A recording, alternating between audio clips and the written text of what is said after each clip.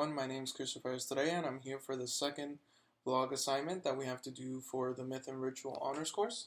And today I'm going to be talking especially about Black Orpheus.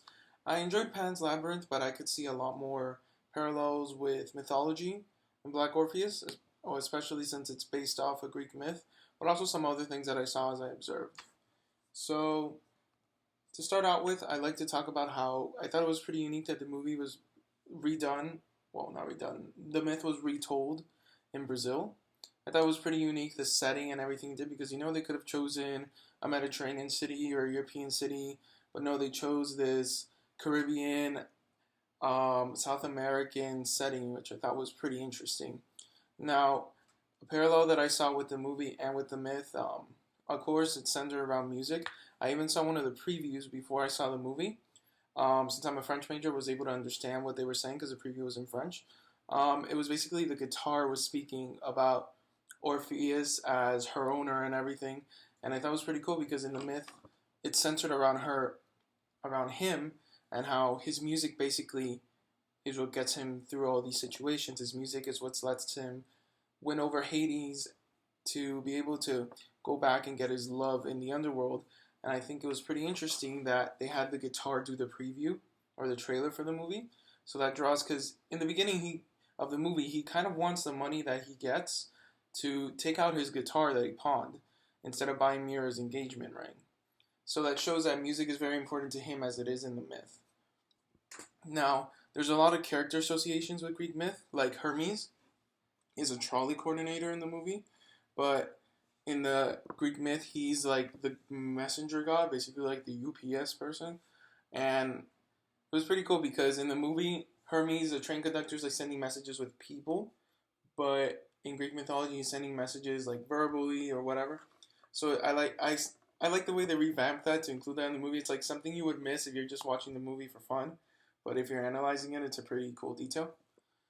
Also, the way that Cerberus is portrayed in the myth and in the movie. In Greek mythology, Cerberus was like this big dog protector of the underworld. Basically, when you would go on the river Styx, like you had to show your coin and everything to him, like he was the guard dog.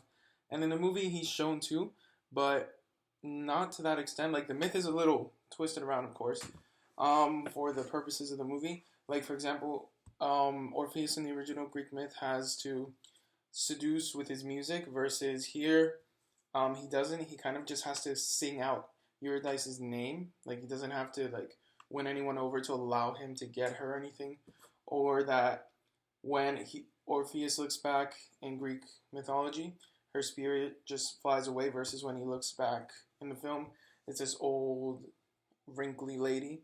So those are different things. Also, when Orpheus descends in the movie to the underworld, there's something called a macumba, if I'm saying that right. Macumba ritual, which is like a mix of some Afro-Caribbean religion that's in Brazil. It's pretty cool how they included not only just the Greek mythology, but they included all the stuff of Brazilian culture. I'll talk about the carnivals and stuff later on. Also, I thought it was pretty interesting how, unlike in Greek mythology, the movie kind of goes in depth into secondary characters. Like in Greek mythology, you hear about the gods and everything, but here you get a bigger story with the people. Like you get an actual story, like you get to see these people in Carnival, you get to see these people's way of life. Of course, we all know about it, but it's nice to see how they portray 1950s Brazilian culture with the favelas, with everything, versus in Greek mythology, you just hear about the gods. You don't hear about how the gods affected the people, versus here the gods are living with the people. Well, the gods are people, but so on. Also, I thought it was pretty interesting how all these things were mixed, because there was some Greek mythology, there was some carnival, and there was some, like African religion mixed into there. Now, everyone knows that Lent is a period in Catholicism where you give up something to signify Jesus Christ. Well, I'm not too versed, but to signify Jesus Christ's struggle in the desert for 40 days, you give up something in the name of that. Well, as a big celebration before you go into Lent, there's like a big blowout kind of big party. And many Catholic countries that come descended from Catholic Spain, like Brazil, Cuba, Trinidad and Tobago, Brazil especially, all these places have these carnivals, kind of to signify, okay, this is the last big hurrah to get all the stuff that we shouldn't be doing during Lent out of our system. So I thought it was pretty cool how it was portrayed there.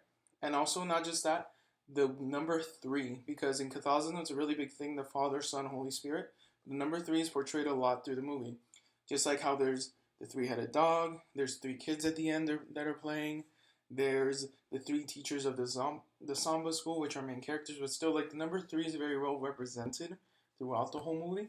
I think it's pretty good because you see that throughout Catholicism, the Holy Trinity, even Gothic churches are designed with three arches. Like, it was nice how they incorporated that. I don't know if it was intentional, but it was a pretty good thing that I noticed.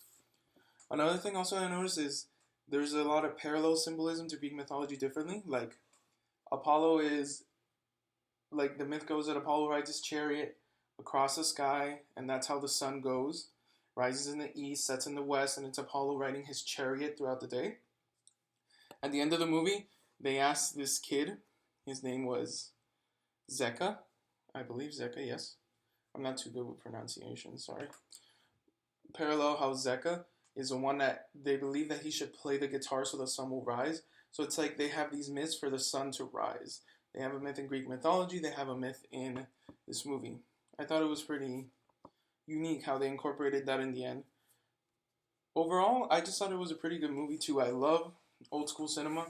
I kind of have a better appreciation for the way things are done. I like how they leave things up to your imagination a little bit more.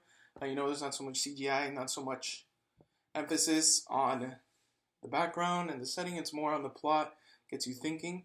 I really like the uniqueness of this movie overall, and I really love the parallels it did to Greek mythology, to Catholicism, also to Afro-Caribbean religions, because you also saw in Carnival the influences. You saw with the ritual to go down to the underworld, the influence. It wasn't as prevalent as the other things, but I think it was good. They added, it was like a spice. They added like a little taste here and there about it. And it kind of, you know, gave you a better flavor overall for the film.